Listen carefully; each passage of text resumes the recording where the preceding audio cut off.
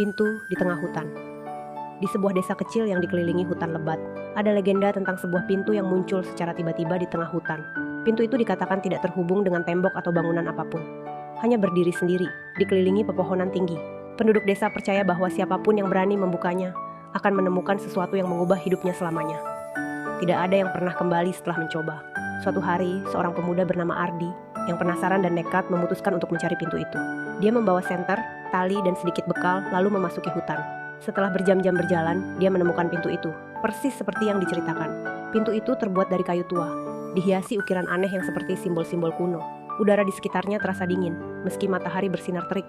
Ardi menarik napas dalam-dalam dan memutar gagang pintu. Saat pintu terbuka, dia melihat kegelapan pekat di baliknya. Tanpa ragu, dia melangkah masuk. Tiba-tiba, dia berada di tempat yang sama persis.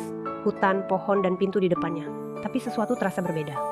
Langit berwarna keunguan dan udara terasa lebih berat. Dia mendengar suara bisikan yang tidak jelas. Seolah-olah hutan itu hidup. Ardi mencoba kembali ke desa. Tapi semakin dia berjalan, semakin dia tersesat. Setiap kali dia berpikir sudah dekat dengan desa, dia kembali menemukan pintu itu. Selalu ada di depannya, seolah-olah menghantuinya. Dia mulai bertanya-tanya, apakah dia masih di dunia yang sama?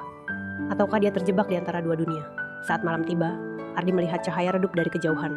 Dia mengikutinya, berharap menemukan jawaban. Tapi yang dia temukan adalah sesuatu yang tidak pernah dia bayangkan. Apa yang terjadi pada Ardi? Apakah dia menemukan jalan pulang atau justru terjebak selamanya? Apa sebenarnya rahasia di balik pintu itu?